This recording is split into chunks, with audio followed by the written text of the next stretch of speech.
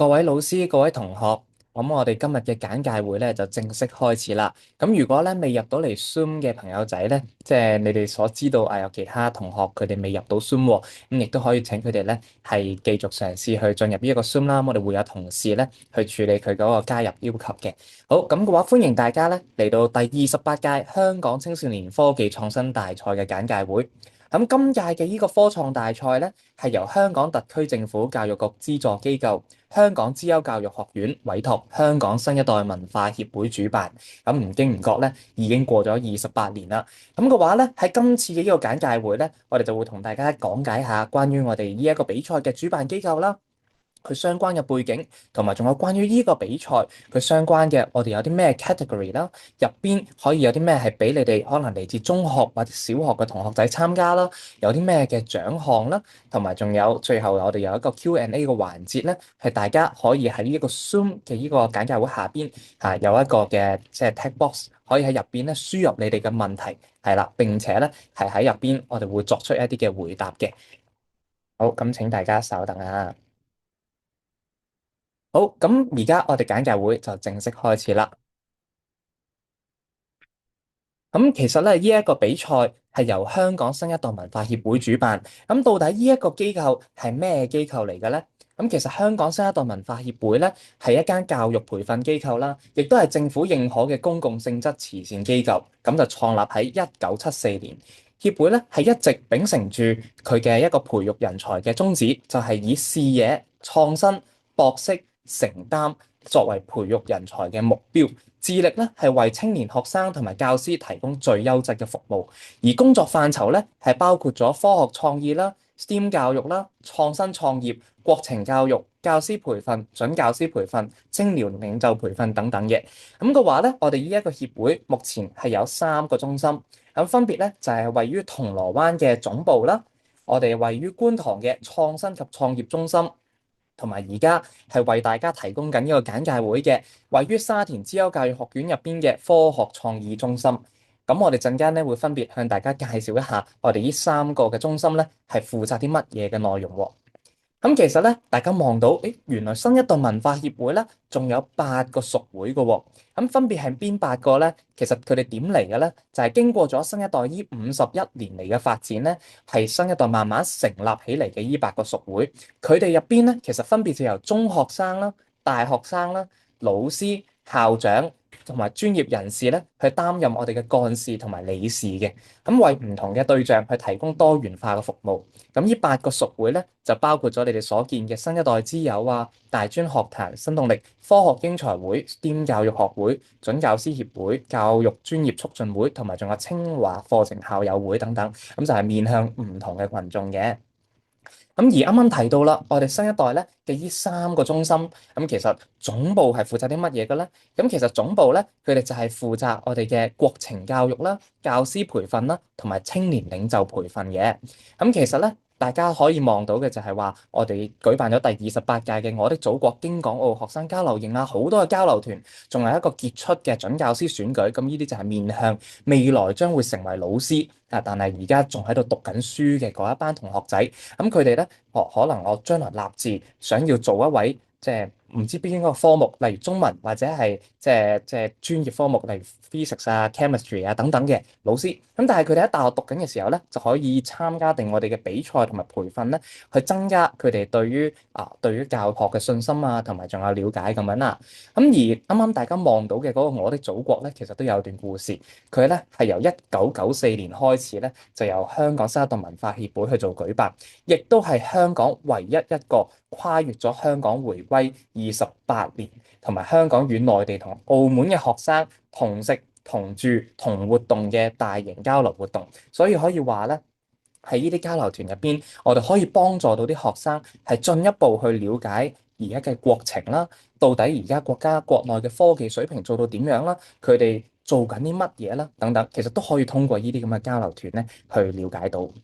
咁而創新及創業中心咧，咁大家啱啱都記得係我哋位於觀塘嘅嗰個 centre。咁其實咧，創新創業係全球發展嘅大趨勢啦。咁大眾創新、萬眾創新係啦。咁其實呢啲咧係即係建設成為國際創科中心咧，亦都可以話係我哋國家嘅重大戰略，亦都係對香港嘅一個期許。咁香港新一代文化協會咧，就善用呢51年嚟嘅人才培育同埋仲有發掘嘅經驗，就推出咗我哋嘅大學生創新及創業嘅培育計劃，同埋仲有香港大學生創新及創業大賽。咁通過呢啲咁嘅比賽啦、講座啦、工作坊啦、公開展覽啦、導師配對等等嘅服務咧，我哋係希望連結官、產、學、研、商呢5個嘅持份者，俾優秀嘅創業人才咧同埋項目得以成長同埋孵化，咁推動香港咧去加快建成我哋嘅國際創科中心。咁而嚟到我哋嘅科學創意中心啦，我哋到底有啲咩活動咧？相信大家都可以略知一二啦。咁我哋咧就係主辦大規模嘅全國同埋國際青少年嘅科學賽事。咁呢一啲咧，STEM 教育嘅推廣咧，係我哋香港新一代文化協會嘅重點工作之一嚟嘅。咁多年嚟啦，我哋透過呢一啲嘅培訓、考察、比賽等等，咁就俾青年學生咧有系統咁樣去學習、實踐同埋鍛鍊，咁成就你哋嘅科學夢。咁本會咧，亦都會同一啲傳媒合作啦，透過報紙、雜誌、電視台等等咧，去將科創精神推廣至每一個角落嘅。咁而大家而家準備參加嘅呢個香港青少年科技創新大賽咧，係我哋即係而家喺香港呢邊舉辦嘅最大規模，亦都係最權威嘅一個賽事之一啦。咁其實同一時間咧，我哋亦都有提供我哋嘅呢一個3個本地賽。除咗科創大賽之後，就係我哋香港青少年航天創新大賽，同埋仲有英才杯 STEM 教育挑戰賽。呢3個咧係我哋而家面向全港學生，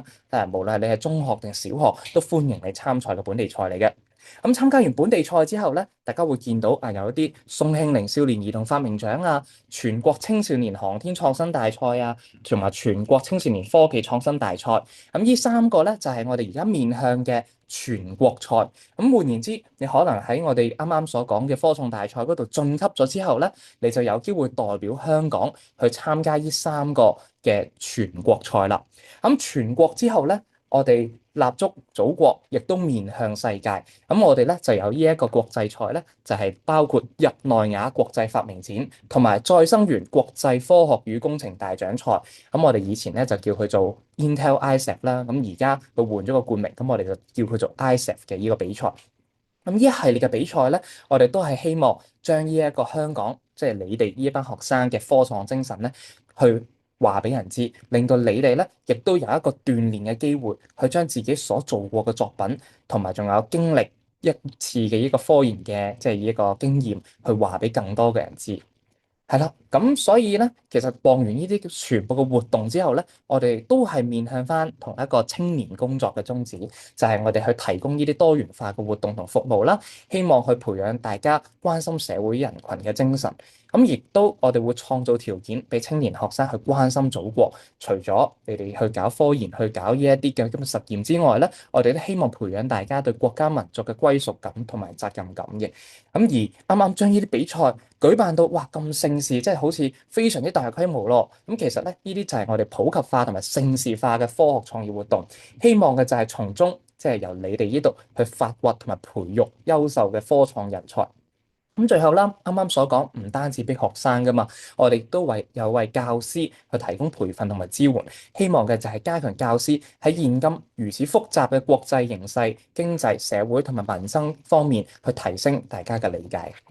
咁講完我哋呢一個香港新一代文化協會之後咧，我哋而家就嚟到我哋呢一個香港青少年科技創新大賽嘅細則啦。咁呢一個大賽咧，其實就由香港新一代文化協會主辦啦。咁已經係由1997年至今，係啦，今年咧係已經第28屆嘅。咁呢一項一年一度嘅大賽咧，係目前全港規模最大嘅科學即係學界科學盛事。每年嘅參賽學校咧係超過400間，參賽人數咧係接近4000人。咁我哋可以有啲咩嘅同學仔去參加咧？其實我哋由小學1年級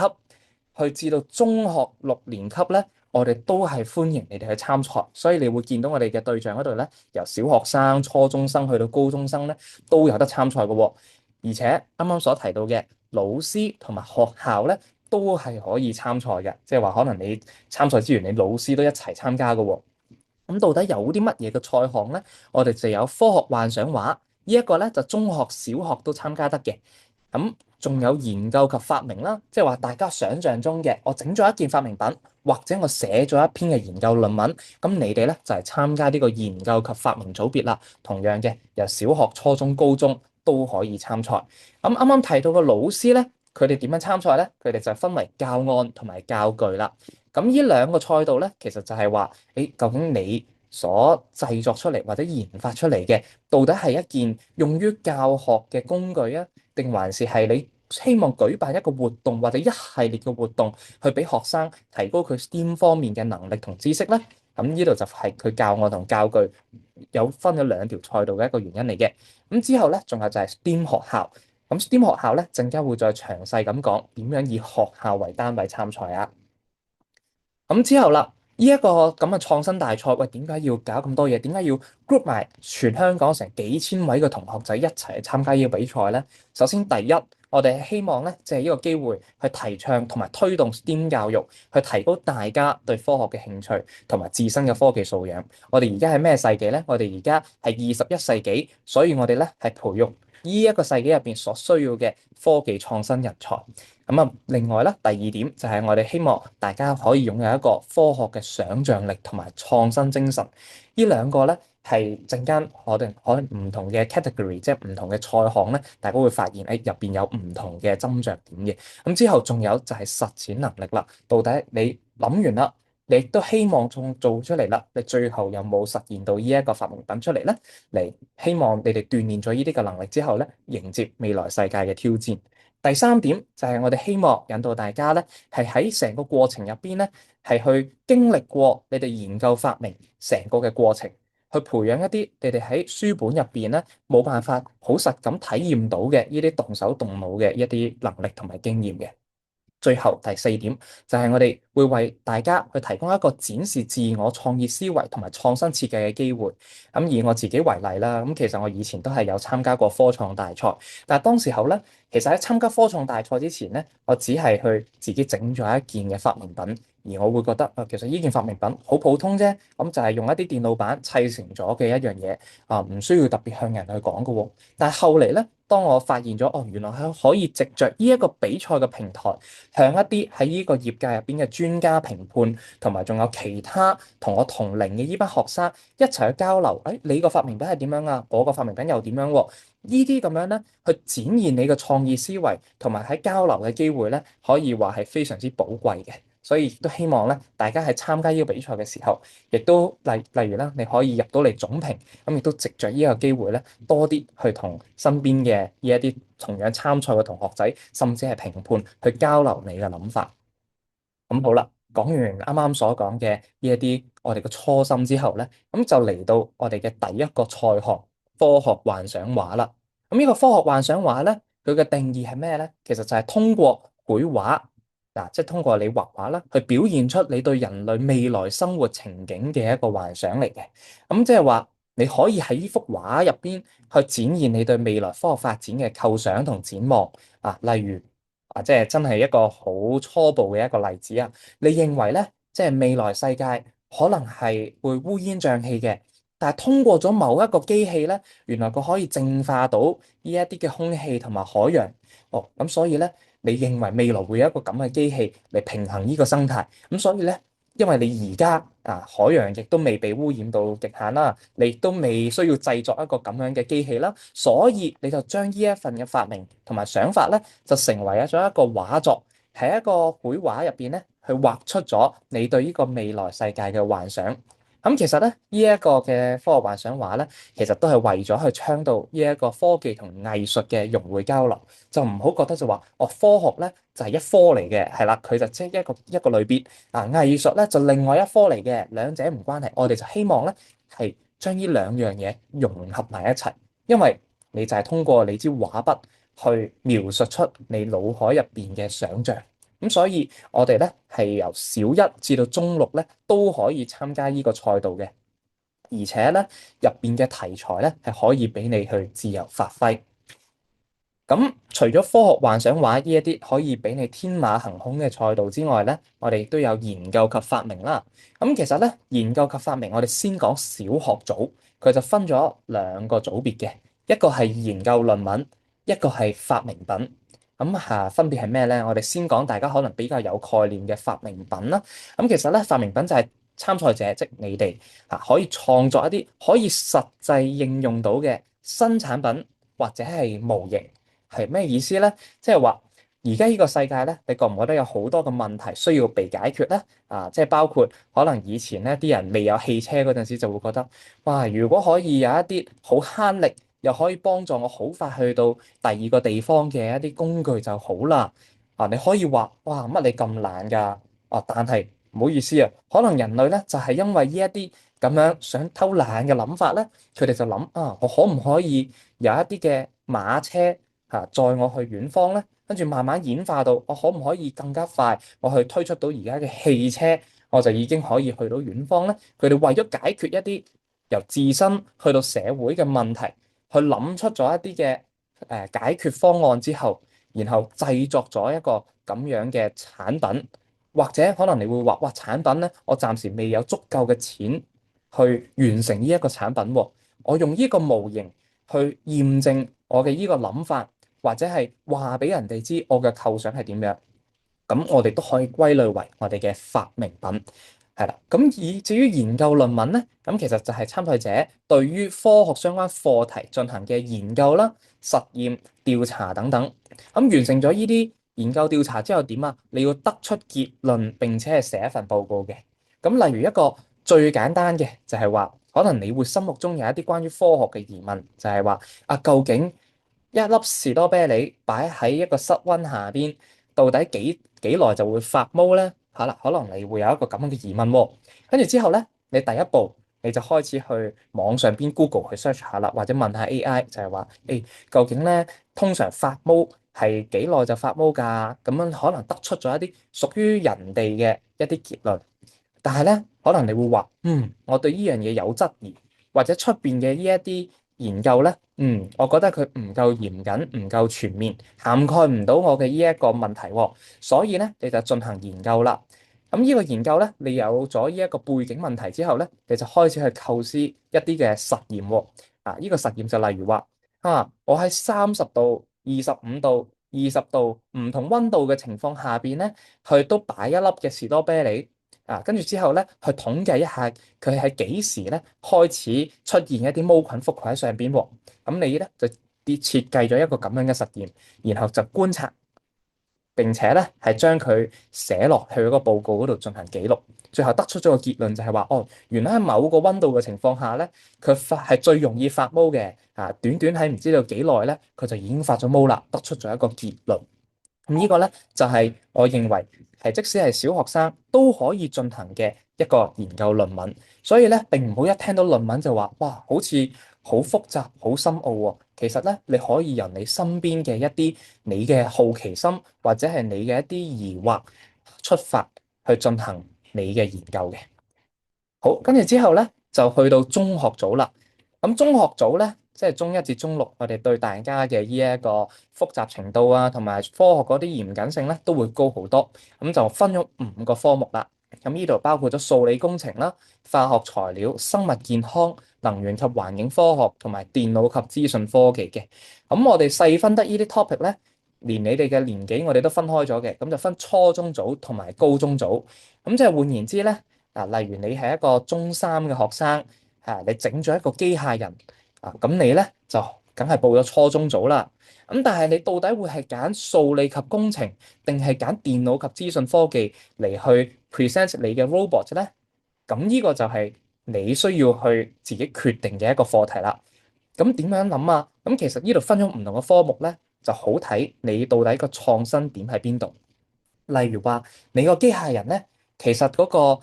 所有 motor 同埋仲有佢個外形咧，其實係通過二次開發，即係話佢本身已經係一個機械人啦。個硬件上咧，唔係你嘅主要創新點，係可以買到翻嚟嘅。但係你為呢個機械人咧喺入邊，可能佢嘅一啲 algorithm、一啲嘅算法啦，或者係為佢嘅一啲各種嘅編程啊，做咗一啲好大程度上嘅突破，一啲嘅創新。咁你就要諗咯喎，啊，數理及工程咧，可能更加多係喺硬件上面嘅噃。咁會唔會我嗰啲喺軟件上邊嘅突破係應該報電腦及資訊科技咧？咁你喺揀呢啲 topic 嘅時候咧，你最緊要嘅就係諗清楚自己呢項嘅研究或者發明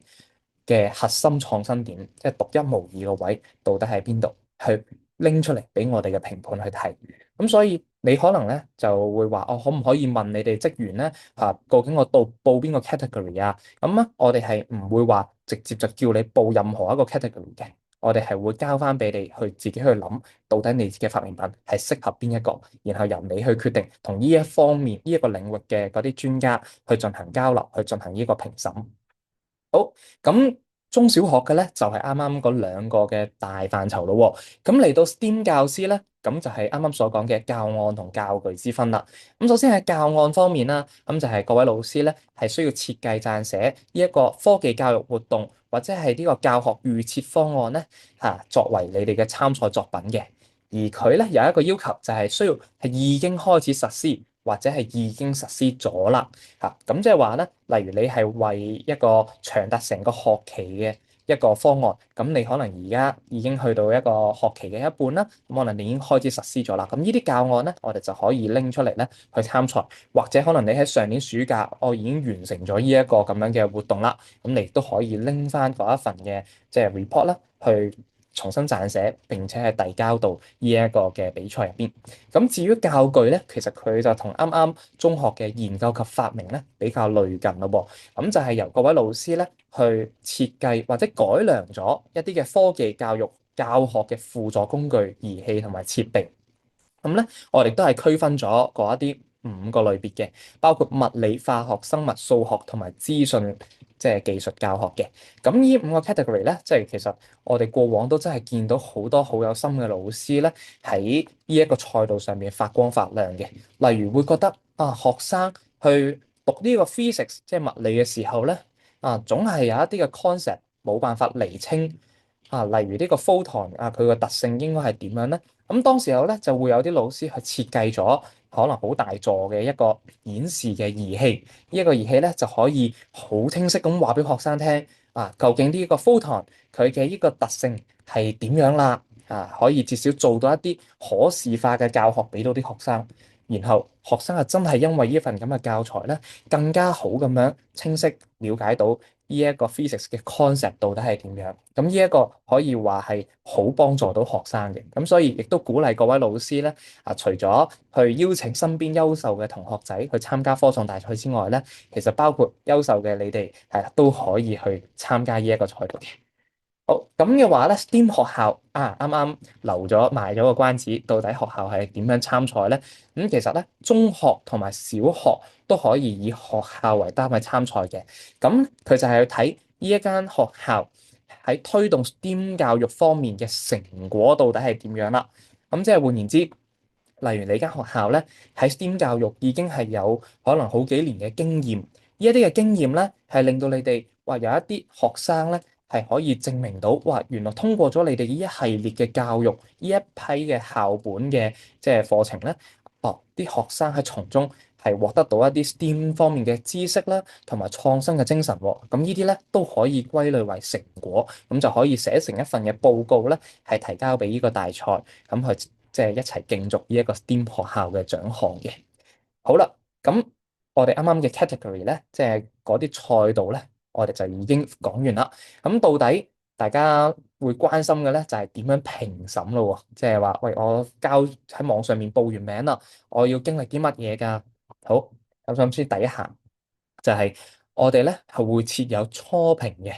一個初評咧，其實就會由我哋嘅評判委員會就按啱啱唔同賽道。你哋所提交嘅參賽作品，同埋仲有相關嘅材料，例如你哋嘅 report 啦，你哋嘅一啲相片啦，你哋嘅 logbook 啦，係進行一個嘅評審。嗱，你可以望到右上角呢度嗰位評判咧，就已經好專心咁樣喺度閱讀緊咧上屆同學仔嘅一啲 report 喎。咁咧，呢個就係初評。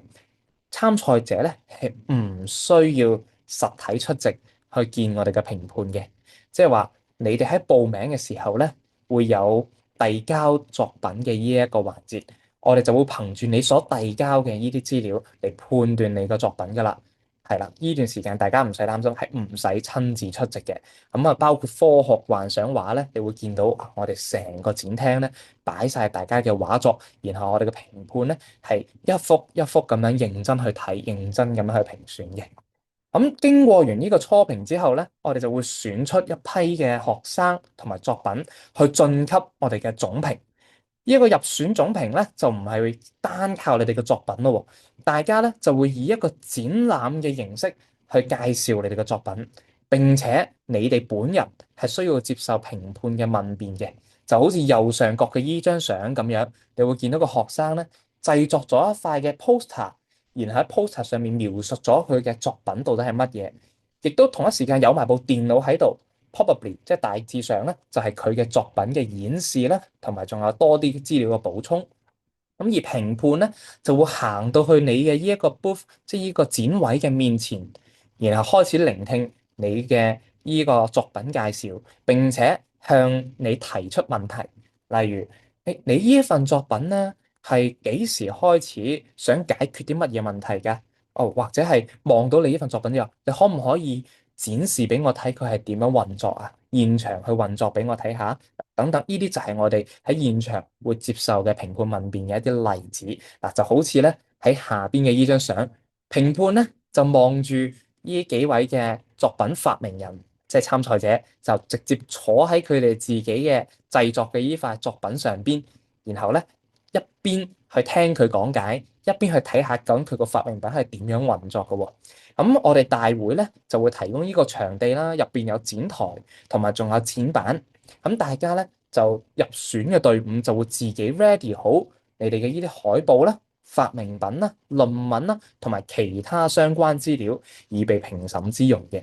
咁可能大家都會話，其他相關資料係指乜嘢咧？咁可以舉一個例子，即係其實佢可以係咩都得嘅。咁其中一個好好嘅例子就係 logbook，即係話一個嘅記錄啊。你咧進行研究同埋仲有發明嘅過程入邊咧，一定會經歷好多，例如數據嘅收集啦、靈感嘅誕生啦，或者係即係做咗成功或者失敗，你總會有一啲記錄。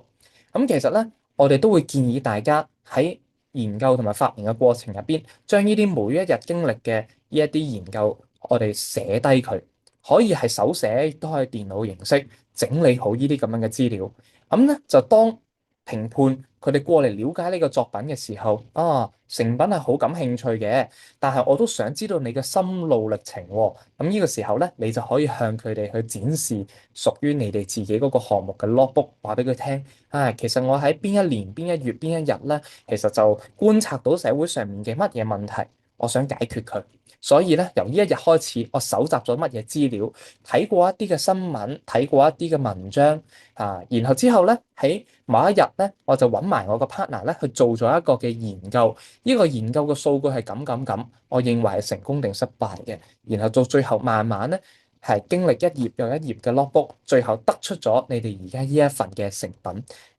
咁呢一啲 logbook 咧就可以幫助我哋嘅評判好一目了然了解到你呢件咁嘅發明，你呢件咁嘅研究究竟係點樣誕生、點樣嚟嘅，係啦，何去何從咧？咁之後啦，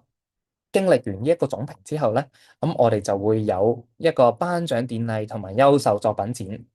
咁呢個頒獎典禮好 grand 㗎，我哋會邀請我哋嘅伙伴機構啦、參賽學生即係你哋啦、評判啦、參賽學校嘅校長，即係可能你哋嘅校長，我哋都會邀請啦、指導老師同埋家長咧嚟出席我哋嘅頒獎典禮。而喺頒獎典禮入邊咧，我哋係有機會去邀請一啲嘅參賽代表去分享你哋嘅參賽感受同埋得着嘅。係啦，大家可以見到咧，咁上年我哋就邀請咗教育局局長蔡若蓮 JP 去參加我哋嘅頒獎典禮啦，同埋仲有聆聽緊我哋呢位小學組嘅得獎者佢介紹佢個作品啦。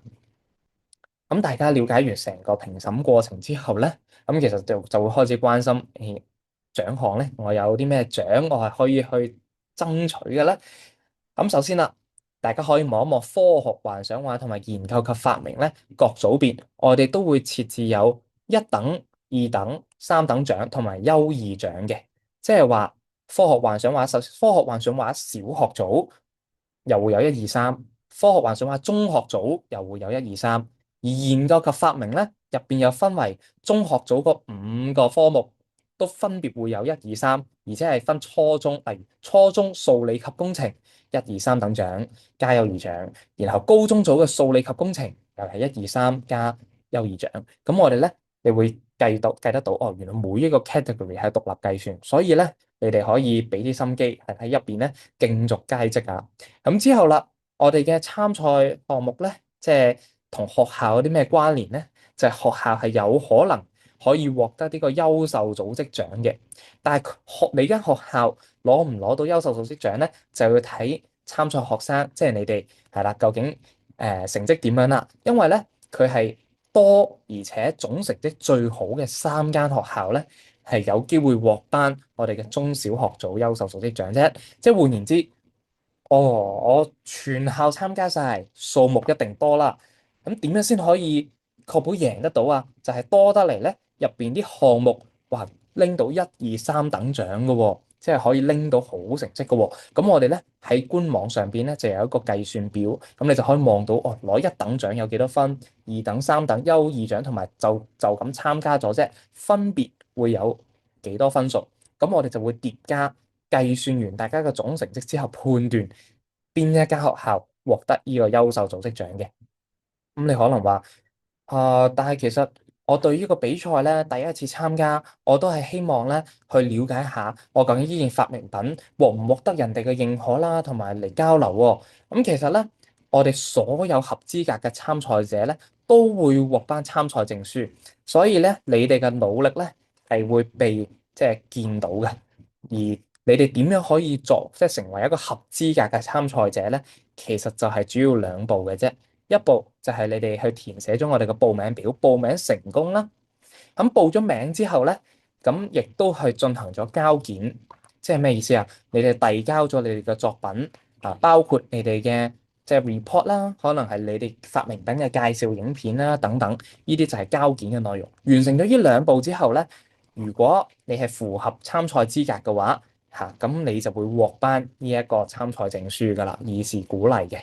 咁好咯，有一個保底，大家可以安心參賽之後咧，咁就梗係我哋可以望得更遠啦。咁優秀嘅得獎者咧，就有機會獲推薦去參加全國性嘅科學比賽，亦即係啱啱所提及嘅全國青少年科技創新大賽同埋宋慶齡少年兒童發明獎。咁呢兩個比賽咧，都可以話係即係非常之具規模嘅。咁就包括以呢一個全國青少年科技創新大賽為例啦。咁佢係目前咧全國規模最大、最具代表性、最權威嘅 STEAM 比賽嚟嘅。咁每年咧被吸引入去參加嘅學生咧，係包括咗即係全國嘅唔同省市啦、直轄市啦、香港啦、澳門等等嘅行政區，係多達1000萬名中小學生去參加各地區嘅基層選拔，然後從呢成千萬嘅學生入邊去選拔到進入呢一個全國賽嘅總評。係啦，咁所以大家可以想象得到競爭係有幾咁嘅激烈啦。咁呢一啲咧就係即係你唔需要咁大壓力嘅。呢一個香港青少年科技創新大賽咧，可以係你呢一份發明品呢一個研究嘅起點，係啦。然後我哋可以望得更遠，可以喺全國甚至係國際嘅舞台上邊去講好你份發明嘅故事。咁講完呢一啲即係成個評審啊、頒獎等等呢啲咁樣嘅細節之後咧，咁你可能會關心嘅係點樣報名同埋交件咧？咁其實咧，我哋呢度就有個時間軸啦。咁大家參加完簡介會之後咧，我哋就有大約3個月嘅時間，就去到2026年嘅1月16號，我哋就會截止報名噶啦。咁當晚咧，係啦，大家就最好提早一啲啦，可能趁住嚟緊嘅各個假期就即係可以搞掂好你哋嘅報名表，並且咧係準備好你哋嘅發明品同埋仲有研究論文啦。點解啊？因為喺2026年嘅1月27號，即係話先過咗2個禮拜唔夠啫，你哋就需要喺網上面或者實體去遞交你哋嘅作品。係啦，如果遲咗交嘅話咧，係有機會參加唔到嘅比賽㗎，亦都好大機會係唔俾參加㗎嚇。所以咧係睇清楚呢一啲嘅截止日期，就唔好錯過啦。如果唔係好可惜㗎，大家做咗咁多嘅研究，我哋都希望你可以真係參加到我哋呢個比賽，並且從中係有所得着嘅。好，咁完成咗嘅報名同交件之後咧，咁就係我哋嘅初評。初評大家唔使實體出席，咁就係2月2號至到2月10號呢段時間咧，咁我哋就會有一個評審委員會去評閱各位嘅作品噶啦。咁而過咗呢一段時間之後咧，我哋就會通知入圍嘅同學仔，就話俾你聽，誒，你恭喜你啊，你件作品咧成功入圍，並且係可以參加總評。咁啊，請你咧喺3月21號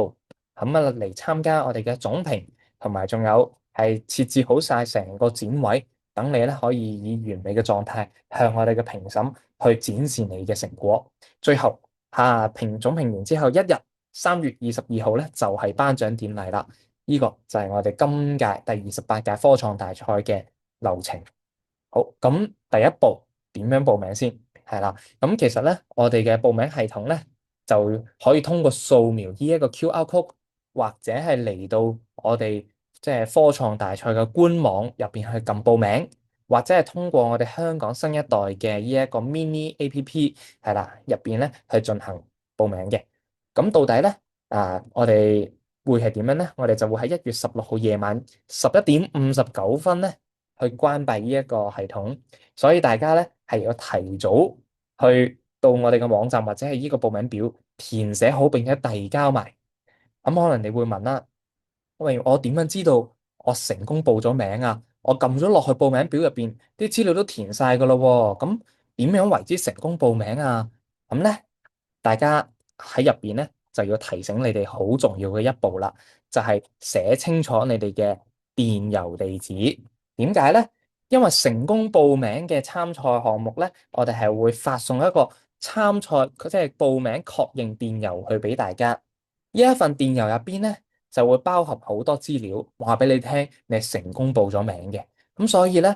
呢度你哋咧喺填寫指導者電郵地址，即係 email address 同埋學生嘅 email address 嘅時候咧，都一定要寫真嘅 email，而且係要真係收得到電郵，而且你會 check 嘅電郵喎。係啦，如果唔係咧，可能你就會 miss 咗我哋嘅呢一個確認電郵咧，就做唔到下一步噶啦。所以報名嘅時候記得小心填寫我哋嘅報名表。咁而呢一個你見到電郵呢度咧有兩行嘅，其實做咩咧？我哋特登整咗兩行喺度，你咧一定要同一個電郵地址寫兩次，而兩次咧都冇寫錯，都寫啱喎，咁個系統先會俾你通過嘅。如果唔係咧，即係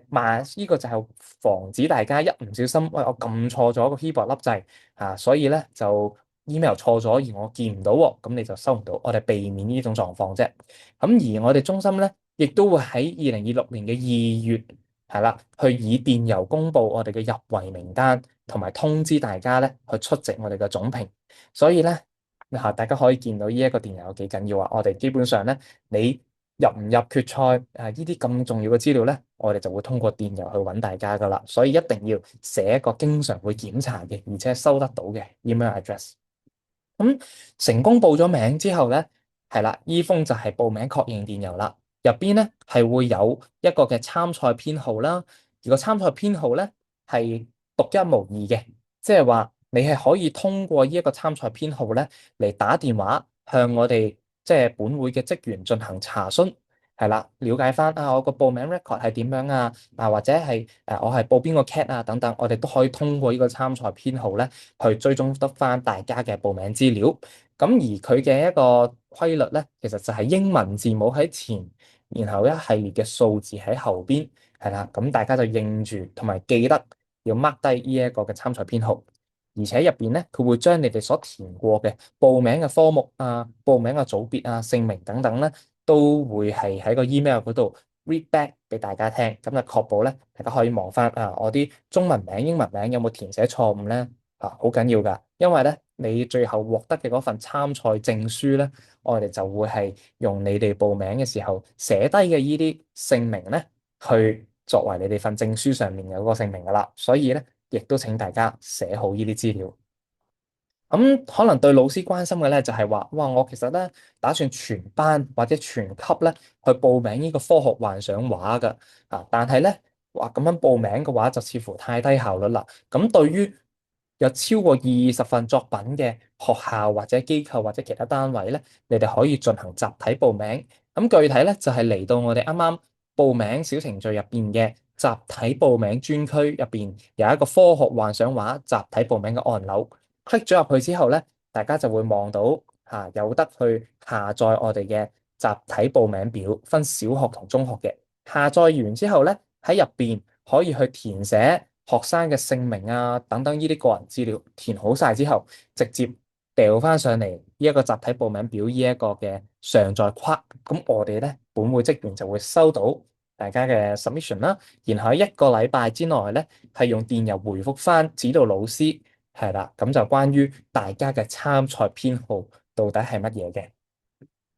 咁至於啱啱所提及嘅交件咧，呢度就要好留心聽啦，因為咧呢個係關乎你最後攞唔攞到參賽證書，甚至係入唔入到初評、總評嘅一個關鍵嚟嘅。喺你報名完成之後咧，你會收到報名確認電郵啦。咁個電郵碌落去咧，咁就會有一粒橙色嘅掣，就寫住提交作品，英文 Submit My Project。咁呢一粒掣咧，大家 click 咗入去之後咧，就會出現咗遞交作品呢個頁面，入邊咧就會問你嘅作品標題係乜嘢啊？有冇 abstract 咧？你嘅報告同埋自我，即係你嗰個 project 嘅介紹影片嘅 link，全部都會喺呢一個系統入邊咧，去叫你填寫嘅。咁最後亦都會叫你交埋呢一個作品簡介表啦，同埋已經簽署好咗嘅參賽者聲明書，呢啲都會喺你交件嘅時候咧，有個 system 去問你去攞。科學幻想畫咧就係可以唔使你呢一步嘅，係啦。咁至於 abstract 係咩咧？abstract 咧其實就可以理解為一個你成個 project 可能係入邊包含咗好多個內容成千字上萬字，但係我點可以用最簡短嘅100至150字嚟去話俾人聽呢份作品為咗解決啲乜嘢問題，做咗啲乜嘢，成果係點樣？係啦，呢一份咧，其實對，甚至去到你問大學生咧，佢哋寫文都要㗎，佢哋咧就要寫一啲 abstract，話俾人聽佢哋嘅論文到底係成篇嘢係講咩嘅咧。咁呢個咧對我哋嘅評判都好重要喎。咁佢哋可以通過一個最簡單嘅 abstract，了解到咧後續成個 project 係概念。所以大家喺寫 abstract 嘅時候咧，都可以去諗下點樣用咁精煉嘅詞，同埋仲有即係一個描述，等人知道你係想做乜嘢嘅。係啦。咁陣間咧會再講多少少，即係你哋可以再 Q&A 啦。我見到喺聊天室嗰度咧係有人去提問嘅，係啦。咁我陣間再統一回覆啊。咁呢個咧實體交件係點樣咧？科學幻想畫咧，大家係真係要拎張 A2 size 嘅畫紙，然後喺入邊嗰度咧去畫上你哋嘅畫作噶嘛。咁呢一份咧係實體畫嚟嘅喎，咁所以咧我哋就需要參賽者喺截止遞交作品期限之前，亦即係即係我哋嘅1月27號之前咧，係郵寄或者親身遞交你哋嘅呢一個畫作實物同埋佢嘅作品簡介表，黐喺個畫作後邊啦。咁寄去邊度咧？就係科學創意中心啦，就位於香港新界沙田沙角村香港資優教學院411室嘅香港新一代文化協會科學創意中心。憑住呢度咧，我哋就會收到你嘅郵件啦。咁但係時間上咧，我哋係會睇你嘅郵戳嘅。你嘅郵戳日期咧，假如係過咗我哋嘅 deadline 嘅話咧，我哋係有機會唔受理㗎。咁所以咧，對大家嚟講，又想保護好畫作，又想確保咧大家係即係準時交到你嘅作品咧，我哋歡迎大家親身遞交作品。只要喺我哋呢個中心嘅即係地址啦，同埋仲有最好係我哋嘅辦公時間啦，咁你哋就可以過嚟遞交。例如你或者甚至係你啲同學嘅實物畫作啦，只要佢喺畫作後邊咧黐好你哋嘅作品簡介表，並且寫好你哋嘅參賽編號，我哋就可以認得翻呢幅畫係邊個噶啦。咁小學發明品咧都係特別嘅，我哋係需要你交你哋嘅實體作品，同一時間亦都完成網上交件，係啦，呢度要睇清楚喎。參加小學發明品嘅參賽者係需要線上面遞交你哋嘅作品簡介表啦，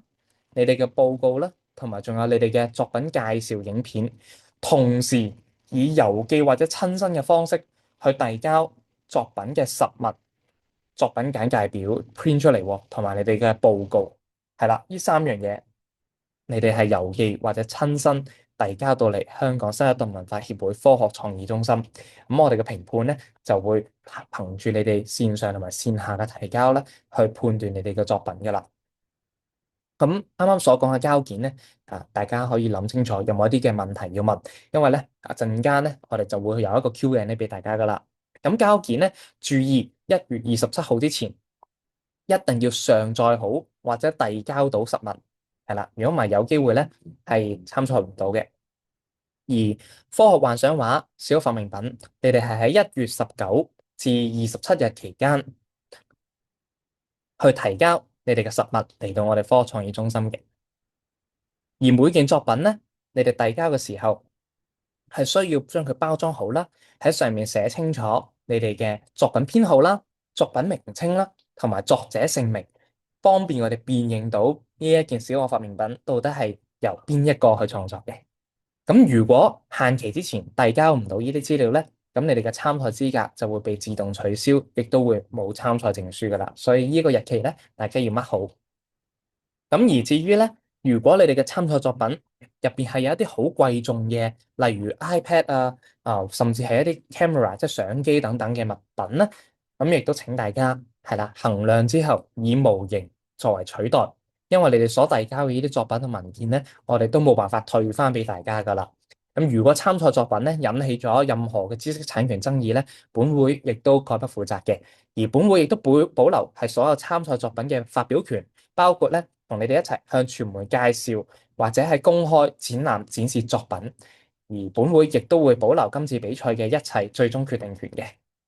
係啦，咁非常之多謝大家咧，喺啱啱嗰46分鐘入邊咧，去細心聆聽我哋嘅成個簡介會。咁而家咧係會進入到問答環節嘅。咁喺呢個問答環節開始之前咧，show 埋一版俾大家。呢個咧就係我哋香港新一代文化協會科學創意中心嘅聯絡方式，包括我哋嘅官網啦、我哋嘅 Instagram 啦、我哋嘅熱線27923639啦。咁可以喺辦公時間打電話嚟咧，向我哋查詢更多嘅問題啦。咁如果你嘅問題比較複雜或者係內容上比較多嘅話咧，亦都歡迎大家係採用電郵 stic@newgen.org.hk 發送電郵俾我哋，喺入邊咧描述清楚你嘅問題之後咧，我哋嘅同事將會喺呢一個睇完你哋嘅電郵之後作出回覆嘅。係啦，咁呢一個就非常之感謝大家寶貴嘅時間，並且係多謝你哋支持呢一個香港青少年科技創新大賽，等我哋可以一齊喺呢一個 STEAM 教育同埋仲有大家嘅個人成長上邊，我哋行得更遠啦。咁大家如果而家有問題咧，可以喺 Zoom 嘅 chat box 嗰度咧去提出啦。咁我首先咧而家回答咧，即係第一位同學第一位老師佢所提及嘅呢一個問題先。咁佢就問咧，就想問學校打算參加 STEAM 學校，但係咧本年度所進行嘅活動啱啱好喺1月29至30號進行。咁請問可唔可以喺1月30號先提交咧？咁另外咧，發明品可同步參加其他發明比賽嗎？係啦，咁其實咧，我哋呢度首先回答到最後一個先，就係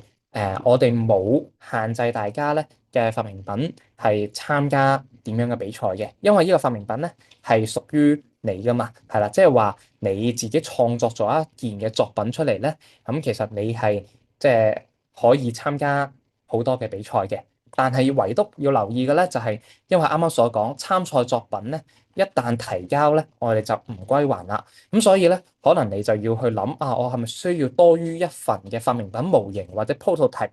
向即係嚟幫助我參加唔同嘅比賽咧？係啦，咁呢個就可以係諗一諗點樣可以有呢啲 prototype 去參加啦。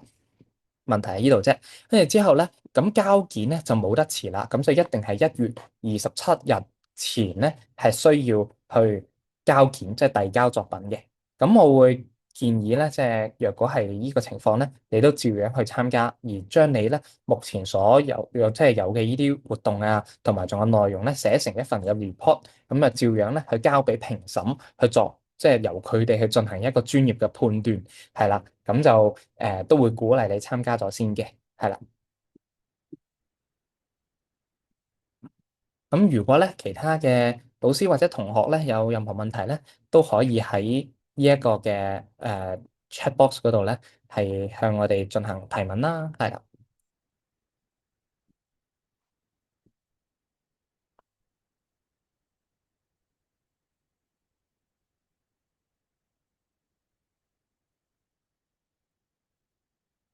係咁嘅話咧，我哋嘅呢一個 Q&A section 咧，就會係去到我哋嘅即係5:55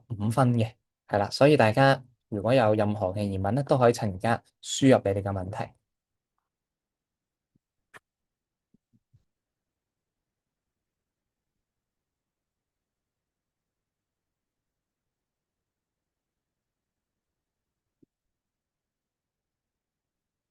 係啦，咁亦都藉住而家呢一個咁嘅機會咧，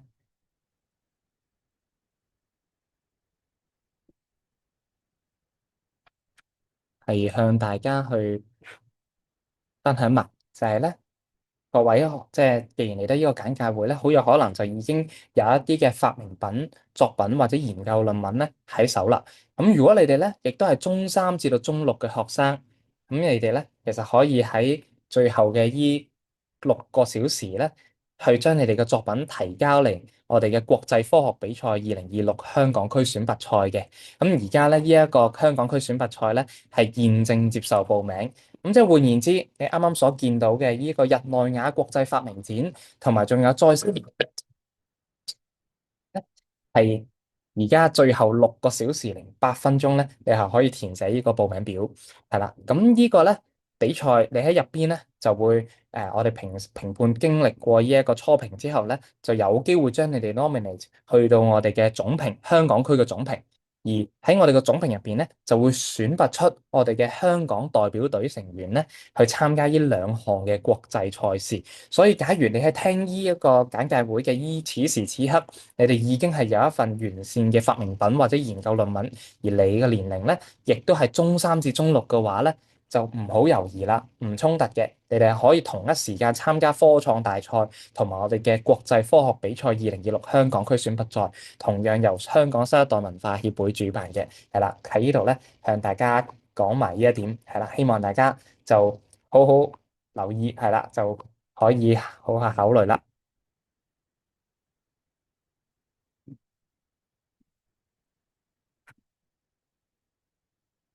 好，跟住之後咧，咁多謝朱老師嘅提問啦。咁咧，小學參加發明品組別有冇指定嘅對象？咁其實咧，小學發明品咧，我哋今年係由小一至到小6學生都可以參加嘅。咁即係話佢哋我可唔可以再釐清少少咧？關於冇指定有冇指定對象嘅呢一個位係指點樣嘅意思咧？係啦，因為咧，我哋基本上小一至小六都可以參加小學發明品，係啦，只要咧，即係你係真係自己做咗一份嘅發明品出嚟，係啦，咁你就可以去參加呢個比賽噶啦。好，跟住之後，阿黃老師就係話想請問，如果想參加小學組研究論文嘅話咧，以邊一種形式交件咧？咁其實咧，我哋小學組研究論文咧，就係通過網上交件，即係線上交件嘅形式嘅。咁入邊咧，我而家可以共享呢一個嘅即係小學研究論文嘅交件頁面去俾大家睇一睇啊。應該咁講，你入咗去我哋嘅報名連結之後咧，去到呢一度，我哋撳小學研究論文咧，入邊就會有一份，即係每一個 category 都有嘅。第一下咧就會有一份 PDF 俾大家去細閱，呢一份咧就係我哋嘅參賽指引。咁呢份參賽指引咧就係巨細無遺咁樣咧去講出我哋成個比賽嘅每一樣即係參賽類別嘅細則啦，佢嘅一個即係參賽要求啦，要交啲咩啦，點樣去交啦。咁我哋喺入邊咧都會有去即係呈現俾大家嘅。咁我而家咧可以喺呢度 show 一 show 我哋小學研究論文嘅嗰個位置啦，等等啊。好，咁小學研究論文咧，我哋呢度咧全部都係網上交件嘅，咁嘅話就會係你填寫完呢一個報名表之後咧，喺個報名表入邊嘅橙色按鈕撳交件，然後就會去到我哋嘅交件平台，喺入邊咧上載你哋嘅 PDF 格式嘅作品簡介表啦，PDF 格式嘅報告，而喺報告嘅首頁包括一張參賽者進行研究嘅照片啦，同埋仲有你哋嘅呢一個作品介紹影片嘅。所以回應翻啱啱老師即係黃老師你嘅提問咧，就係會建議你係以 PDF 嘅形式咧，係上載你哋嘅小學研究論文嚟到我哋嘅交件系統嘅。咁對於小學研究論文嚟講咧，就唔需要實體去遞交任何紙本文件嘅。咁而小學研究論文同埋發明品咧，最多係可以三個人一組。咁三個人一組呢個咧，係啱啱成個研究及發明嘅組別都係行呢一個標準嘅。即係話，無論你係小學發明品，定還是係中學嘅嗰一系列嘅發明品，嚇你都係以三個，最多以三個人為一組，係啦。咁最少一個人，最多三個人，1至3日嘅。好，咁 Oscar 就話咧，請問如果係小學生嘅發明品係一個 web app 嘅話咧，可以參加嗎？咁其實咧，當然係可以參加嘅。咁就包括咧，佢個小學發明品咧，其實係可以係一個好完整嘅 report 嚇，或者喺入邊咧去展示你哋嘅呢個 web app。咁例如你哋呢個 web 咧，其實係可以for demo 嘅。咁你甚至可以喺你嘅 report 入邊咧加上一個連結或者 QR code。咁我哋評判咧去睇嘅時候咧。咁其實如果見到啊，你呢一個咁樣嘅發明品咧，係可以即係實際運作嘅喎，咁佢都會掃描你哋嘅 QR code 咧，去真係睇下啊，咁你哋嘅 APP 整成點咧？你哋個 web 係有啲咩功能咧？實際運作嘅效果係點咧？佢哋係會睇嘅。咁至於點樣證明咧？呢一個軟體即係真係你自己去製作之餘咧，係即係你下咗啲咩功夫，有啲咩創新點咧？你哋就可以喺 report 嗰度咧去詳細描述啦。例如喺個 report 入邊講，我為咗解決啲問題，我用 Python 去設計咗一款嘅 web app，或者係可能你用其他嘅 programming language 啊，總之寫咗任何嘅 app 都得嘅，係啦。我用咗呢個編程語言，然後咧喺入邊 call 咗一啲嘅 API 啊，做咗一啲嘅coding，我引用咗某個 GitHub 上邊嘅一啲內容去幫助我都一齊去完善呢個 web app 等等。OK，你可以喺呢一份 report 入邊巨細無遺講出你哋點樣寫出嚟，同埋入邊嘅即係技術細節。咁我哋評判咧就會通過呢啲技術細節咧，都去了解你嘅呢個 web app 到底係點樣整出嚟嘅。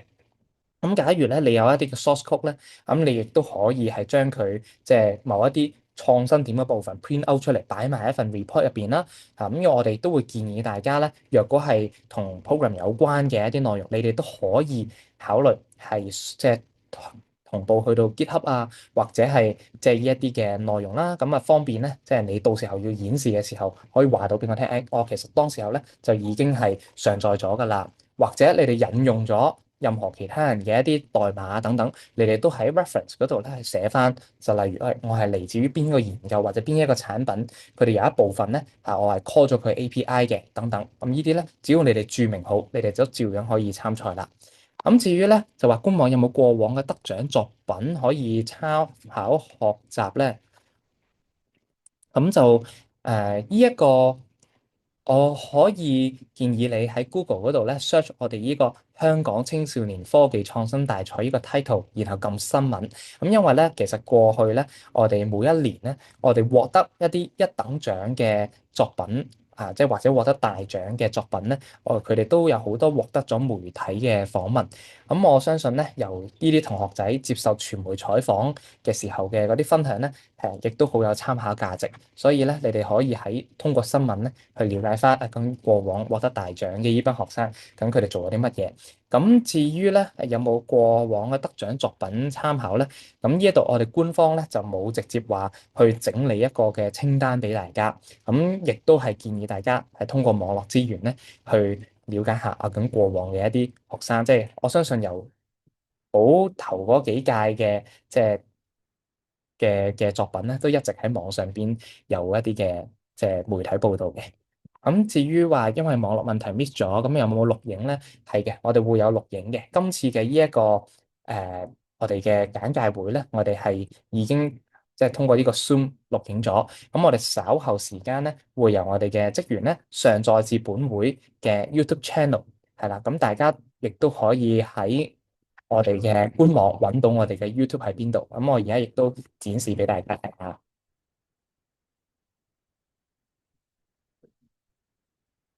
係啦，呢一個咧就係我哋嘅香港生態文化協會科學創意中心嘅 YouTube channel 啦。咁喺入邊咧，你哋除咗可以通過一啲嘅回顧片睇到過往幾屆啲學生參加嘅一啲精彩時刻之外咧，有部分屆數咧，佢亦都有訪問到學生，啊，你可唔可以介紹下你嘅發明品啊？咁都可以通過呢啲回顧片咧，去睇到我哋以前啲學生嘅一啲優秀作品嘅。咁亦都可以係即係喺入邊咧，稍後時間就會揾到今次呢一個簡介會嘅錄影。係啦，多謝各位老師同埋仲有參賽學生嘅提問啦。咁如果睇下最後仲有冇問題先？好，咁而家嘅時間係晚上6點啦。咁好多謝咁多位老師代表同埋學生你哋嘅提問同埋你哋嘅專心嘅參與。咁今日嘅呢一個簡介會咧就正式結束啦。多謝大家。咁我哋遲啲比賽見，拜拜。